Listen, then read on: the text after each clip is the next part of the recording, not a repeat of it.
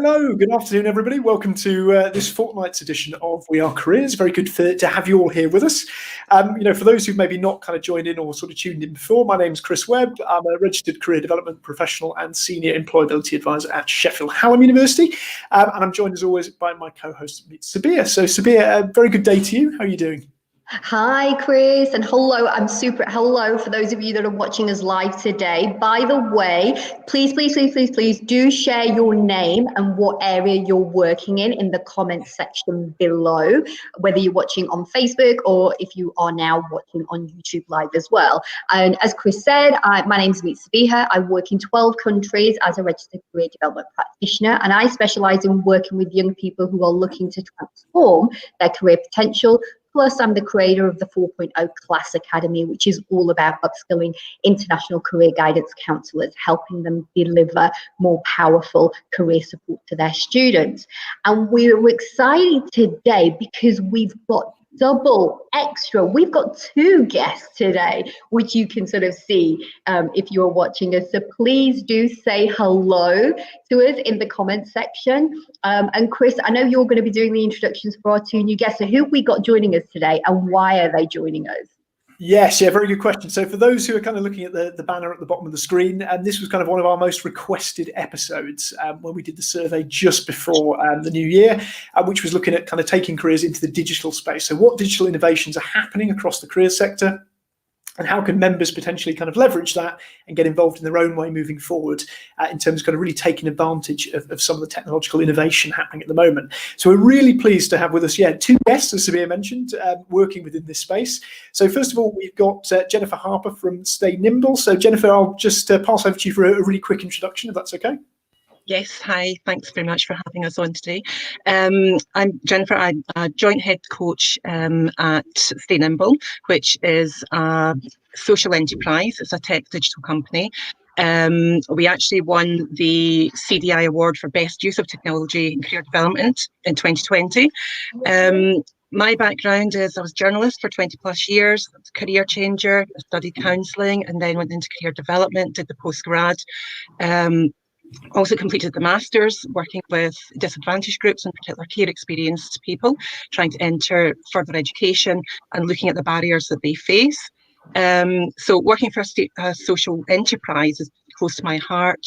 The ethos is career development, getting people into employment and better employment at that. So that's a little bit of background about me. That's great. Thanks, Jennifer. I know we'll be digging a little bit into kind of Nimble and how it works as part of kind of our first question, but that's a great overview so far. And we're also delighted to be joined by Antony Adams of Careers Calendar, who many people in this group will probably know from sort of social media and Facebook groups far and wide. So Antony, very good to have you with us here as well. Yes, thank you very much for having me. I feel a sense of pride to be here, actually. Finally, I made it. So I've been in the careers education game for 10 years, a whole host of different roles and responsibilities in that. I did my level 7 at Coventry when I left uni, thinking, what do I want to be in life? I know what I can do. I'll be a careers advisor, and then entered into the profession to realise that the world of careers is so broad. So in that time, I worked across sectors, both domestically and with international opportunities as well. And the rise of the GAPI benchmarks enabled me to think about how we could support some of that agenda around careers, events and engagement. So in 2019, I founded the Careers Calendar. It makes it super easy to do that careers engagement piece. Brilliant. Thanks, Antony. I think we lost your volume a little bit at the end there, but we'll come back and hopefully it's not an ongoing thing, but we got most of that, which is great. So really interested to hear a little bit more about Careers Calendar further on. So we've got a couple of really kind of juicy question topics to tackle today with our two guests. But before we get to that point, I'm going to pass back over to Sabiha for our shout out of the week. And have we got a shout out? And is there anything else we want to mention before we kind of get started? We do. And what I'm going to do is, while I do I'm going to do the shout out as well, but I just want to give a bit of an overview and introduction to today's show. So even prior to COVID-19, as pandemic started, digital innovation was definitely something that was at the forefront. And so the shout out today is in line with the theme of digital, and in particularly the use of social media.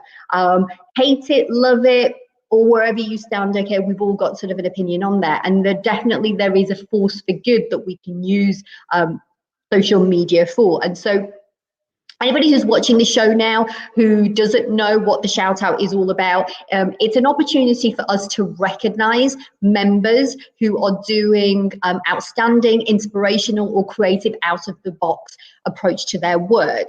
And we want to celebrate, but we also ask you, the viewers, whether you're watching live or you're watching the replay, to help us join us and recognize, this week's viewers. And actually, we've got 3 today. Now, following the theme of digital today, we want to recognize some new stars who are proactive CDI members on social media, who start conversations with members and the wider community, and are using social media to raise awareness about all the amazing value that you, the members, give to people in need of career support, whatever that looks like.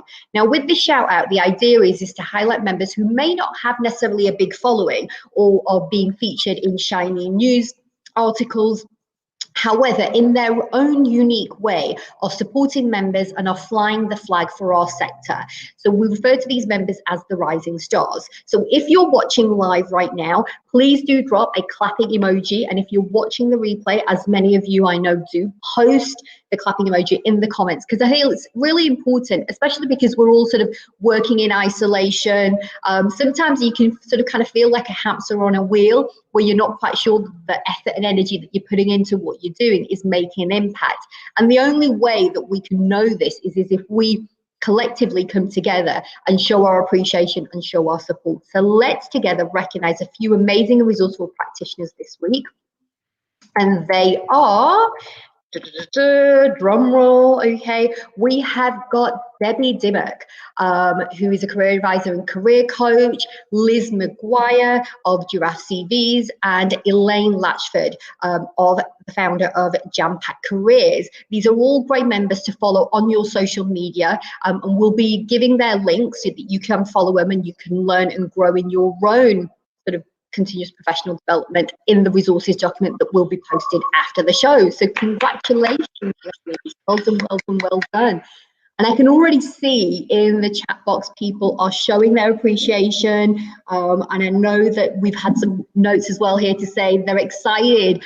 Jennifer and Antony, people are happy to see you on here. They're looking excited to learn. And Carolyn just said, double bubble on the first front today then. Greetings from sunny Wales.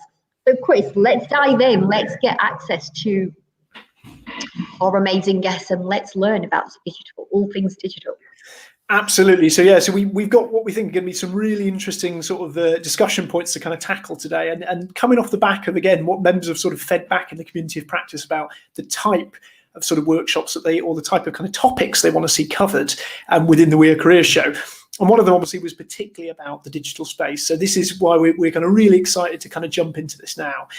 So I guess the best way to start, I suppose, is just finding out a little bit more about our 2 guests today and the kind of platforms that they work with directly. We had a little bit of a sneak peek in the introductions, but Antony, if we come back to you first, if that's okay.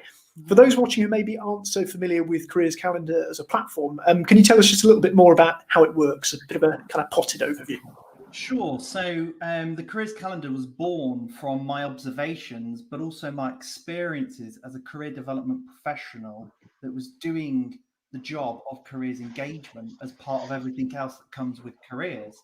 So things like event management, all of a sudden career professionals are asked to become event managers, and yet they're not skilled in event management. And event management is one of the most stressful jobs that you could ever do.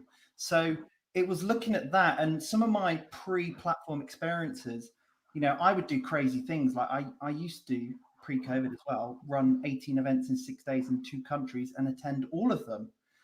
And I was there with my spreadsheet, right?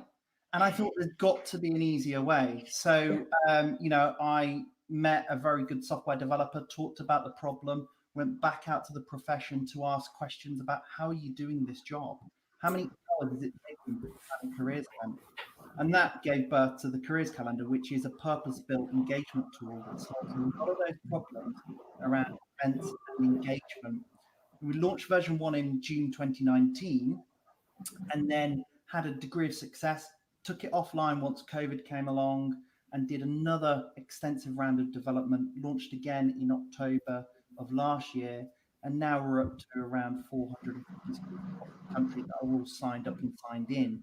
Now, there's a long way to go in terms of mobilizing them, but effectively, careers leaders or career professionals or advisors, call them what you will, are using the platform to deliver on their careers engagement agenda, but also things like accessing open day information in a really friendly way compared to the way of the past, which was here's 100 emails in your inbox, go and find out which one suits you and your students. So it's a digital platform that looks at engagement from three perspectives: the school, the student, and the organization. Make sure that all people's needs within that can be met. That's great. Thanks, Antony. I think it's really interesting to hear from, as you said, the user experience point of view. You mentioned not just kind of a sector-wide problem that might need solving, but also from the idea of how do we make it easier for the end user, which is called the essence of that user experience element, I suppose. Jennifer, moving on to Stay Nimble, you've kind of given us a nice sort of brief overview of kind of how Stay Nimble works as a social enterprise. In terms of digitally, how the kind of platform works, would you mind just sharing a bit more information with us about that? Yes, of course. Stay Nimble was founded in 2018, as I say, as a digital career development platform, where the ethos is very much about the lifelong journey through your career. So it's not a job site as such in that sense. It is very much the career development. We have a series of tools, online tools, that our members can use in order to identify strengths and skills, and then to start exploring the things that they enjoy doing naturally. And we have the backup of our career coaching facility. All of our coaches are CDI registered, so that they're all qualified and RCDP, and they enhance the digital service that is there, facilitation for the members. It sounds ironic, but it's very much a person-centred approach, even through the digital tools. There's an awful lot of work goes into ensuring the psychological impact of people working at home, and exploring these kind of assessments. Looking at the answers that they give, and matching that up with the career journey that they can take, so that the coaching role is really a supportive one there, and that the two work very, very well together. As an example, we also put in local labour market information, so that people can see in-demand jobs in their own area, sectors that are coming through. So everything is geared towards informing the member, so that they are able to make informed choices and decisions, and also have access to online learning platforms, so that we're plugging skills gaps as well. So it's a multifaceted digital tool there, with the backup of one-to-one coaching there as well. Fantastic. Thanks, Jennifer. And I know, obviously, much like Antony, since the inception, that there's been kind of real growth in terms of how many users you've had involved. Have you found sort of over the past year that that's been greater because of what's been happening with COVID? Has there been a bigger uptake of the support? Absolutely. We have probably grown almost 50% over the past 12 months in particular. With some of the partner organisations that we work with, we absolutely went into full speed as a result of COVID, because we had so many people being made redundant.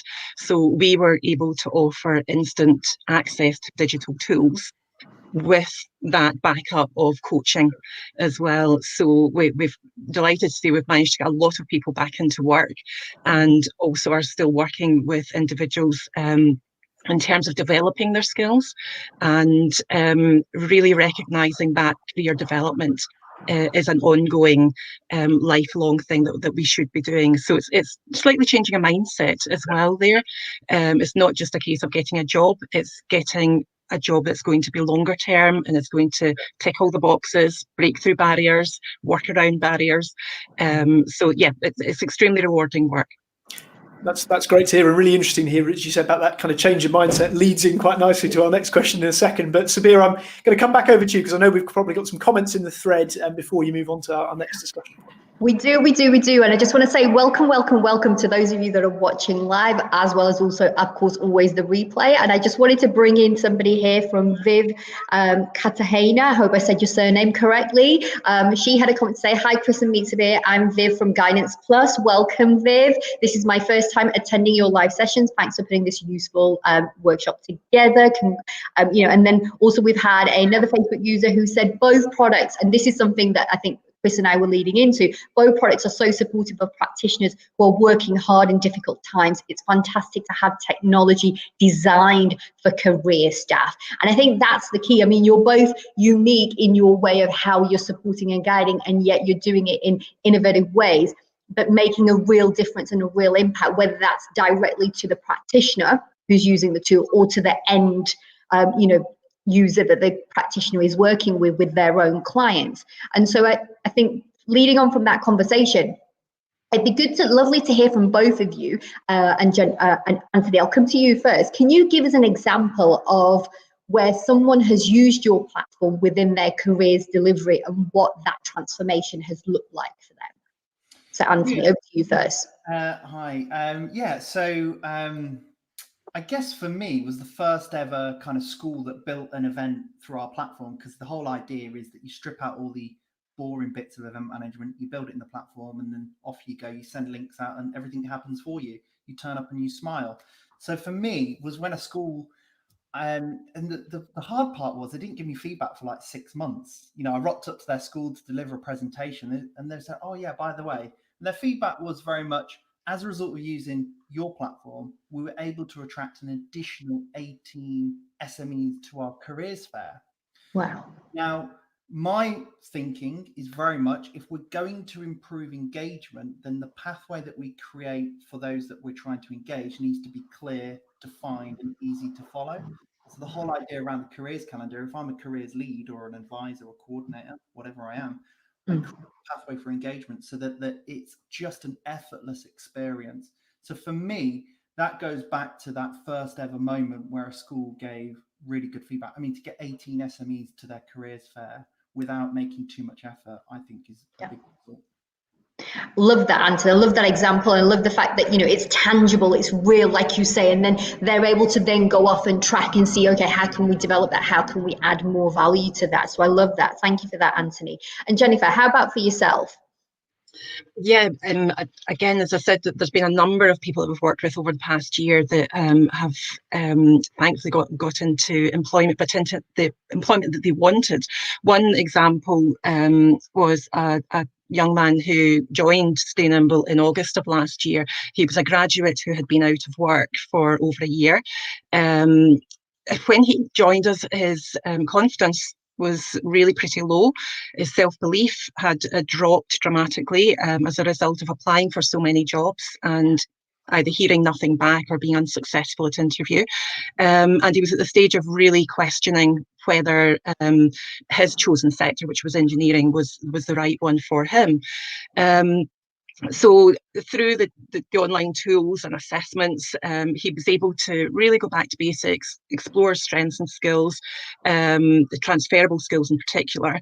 And then together we were able to really peel back to look at how he was applying for jobs, the types of jobs that he was applying for, and also how he performed an interview in particular. And this is where the particular points were with this young man. Again, the resources he was able to use online gave him lots of good hints and tips. The digital tools meant that during job applications, he was able to share the applications with me.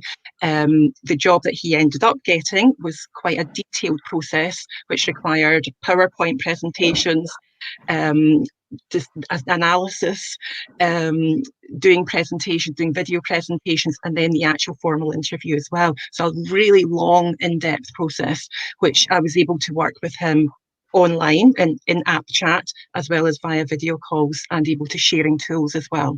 So it's quite a long journey for him, but he was really committed, and I'm glad to say that he did get the job within 8 weeks of working with Stay Nimble.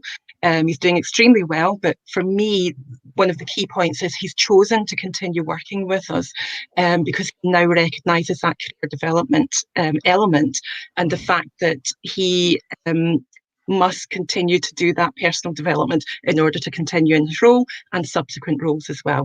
And so he's been with the company 3-4 months and he's doing fantastically well. He's already been geared for promotion.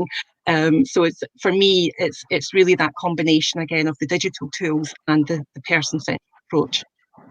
And I love how the transformation that is taking place for both different types of users who are using, Antony, whether it's, Careers Calendar or Jennifer Stay Nimble, and the transformation that is occurring. And for those of our viewers that are watching live or on the replay, please, if you have questions for these two fabulous guests today, please do drop them in the chat box now, because we can put it to them. But moving sort of on to the next question as well, that we have, that kind of takes this conversation a little bit deeper. We often talk about practicing what we preach within the careers community, particularly in terms of advice we might give to clients regarding the proactive use of social media. And today, in our shout out, we recognize 3 members that are doing amazing things on social media and upskilling also ourselves digitally to future-proof our own careers. Do you feel, and Jennifer, I'll come to you first. Do you feel that the career sector has fully taken advantage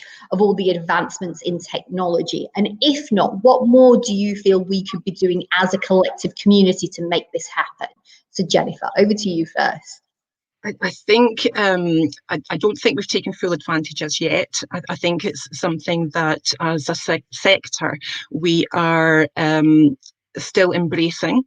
I think there's fantastic opportunity. I think because of COVID, really everybody has had to adapt and has had to up their game and get used to new ways of working.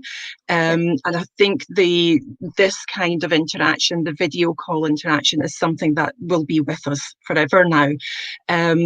It has, in our pre-show chat, I mean, we were discussing this, and one of the things for myself that we mentioned then was the fact that digital tools have broken down barriers. So there is a very big plus point there as well. At Stay Nimble, we're working with people throughout the UK. A lot of people previously either financially wouldn't have been able to afford careers guidance, or geographically might not have been able to access it within their area. So those barriers have been taken down through our own work. The video call, in a sense, it's the same as that one-to-one practitioner-client scenario that is our traditional format. We still go through the confidentiality, the setting of boundaries, reinforcing that it is a confidential and safe space. So all of that remains the same. It's just a different way of working in that sense.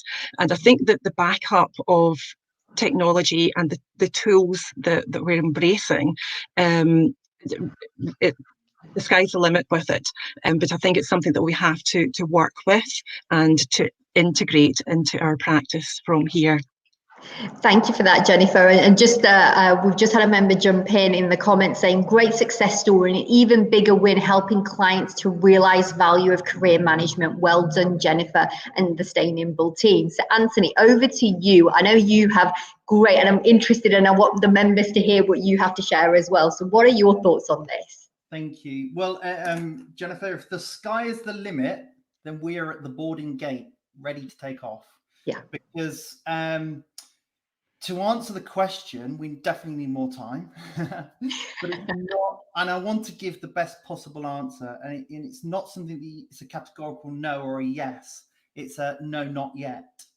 And I make this as a result of my own observations that I see in the profession. And that's looking at a body of people that are all at different stages in their career development journey, or even might have different models for delivery or different perceptions around how they should be doing their job.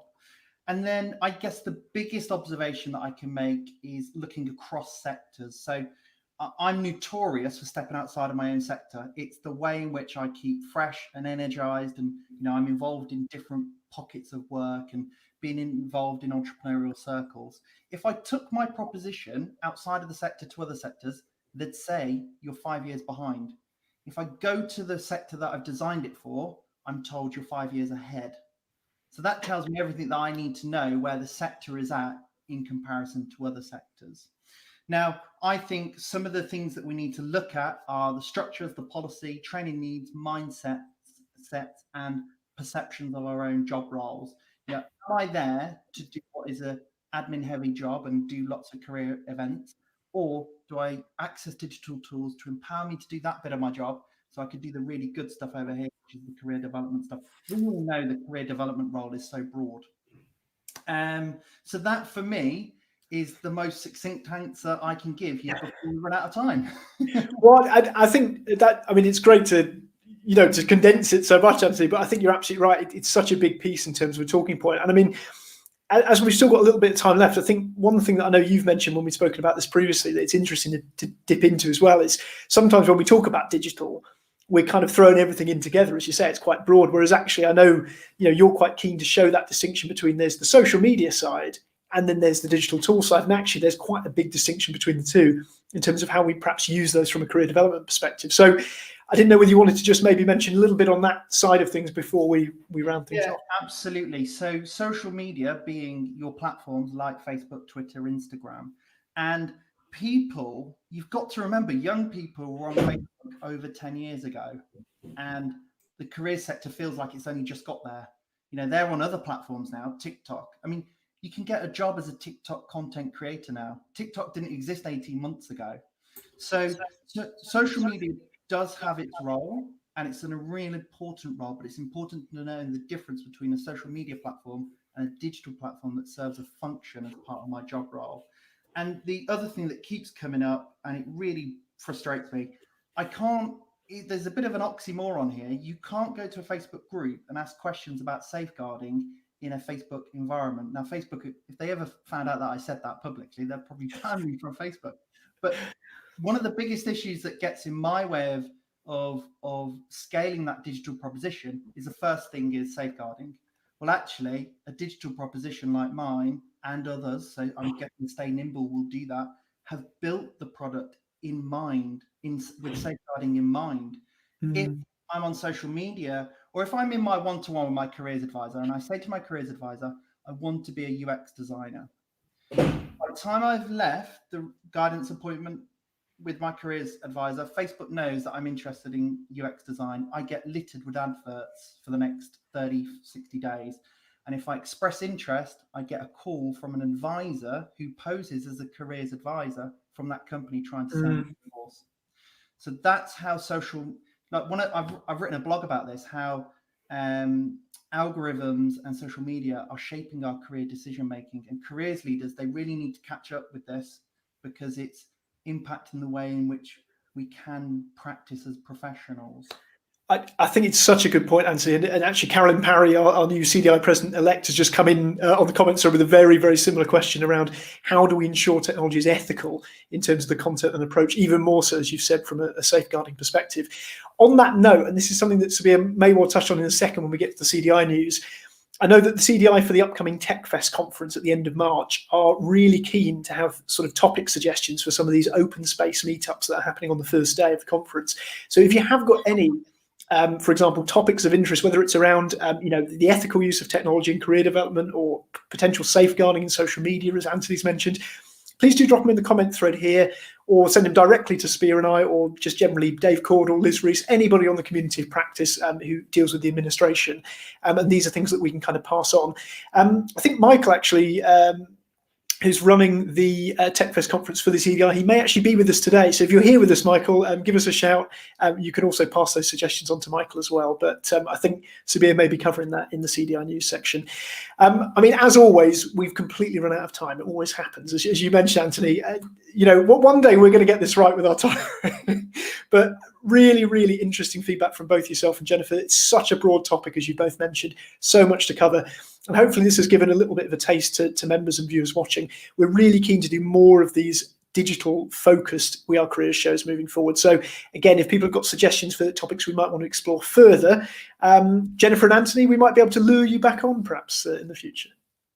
Absolutely, yeah, definitely. No, totally, absolutely. Fantastic. Well, thank you both for your time. We're going to move on for any kind of members watching, just to our CDI news and general news before we kind of round things off for the show. So, Sabiha, I'll pass straight over to you. What's our kind of top three CDI news things to watch for this week?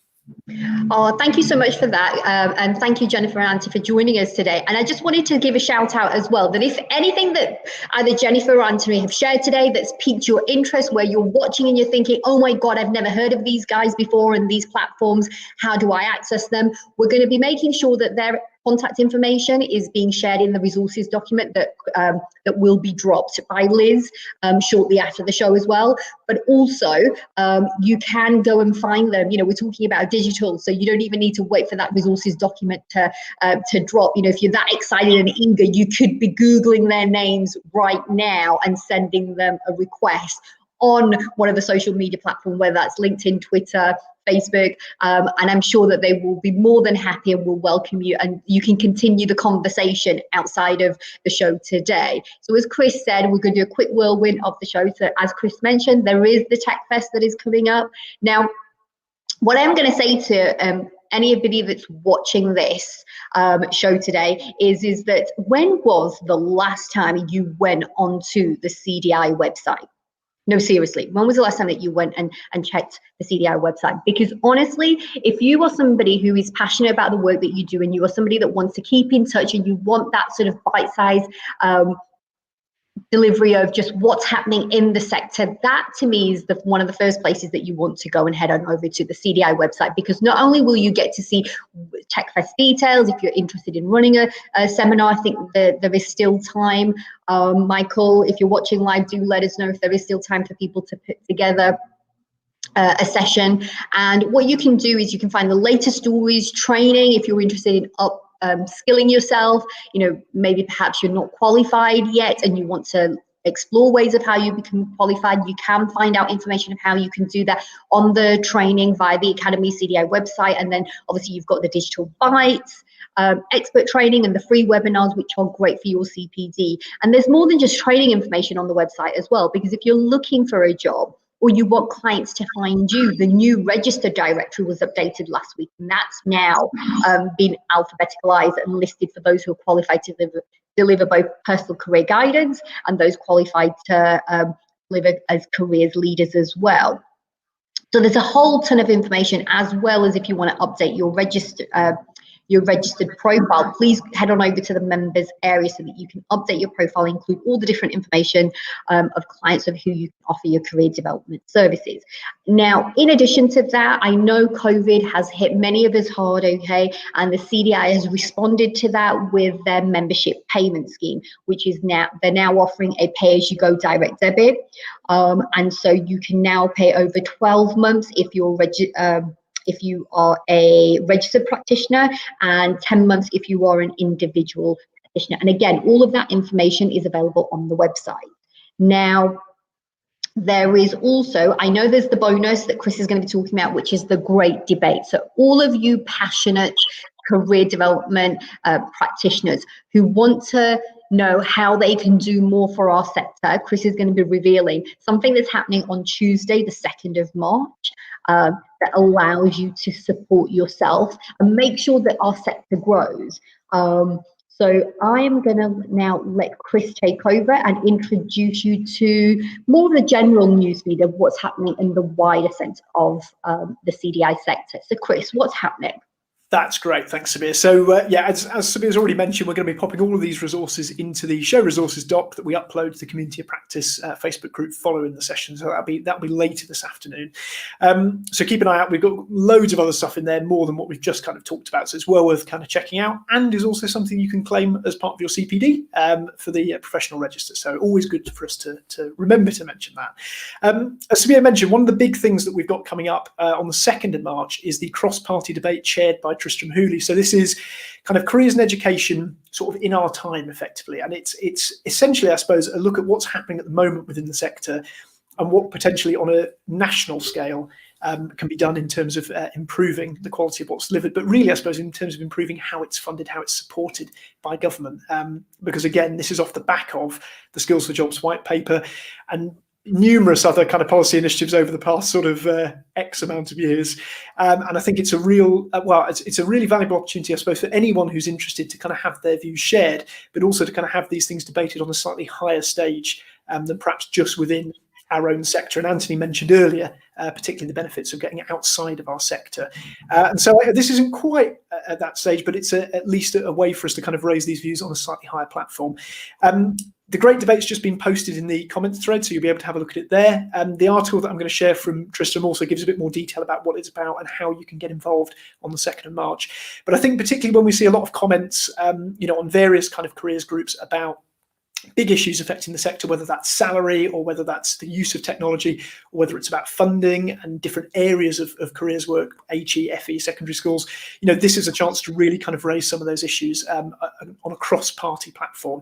So I think it's a really valuable opportunity that hopefully a few of us will be available to take up. So do have a look at the link in the thread, and do have a look at the article that we posted in the resources doc.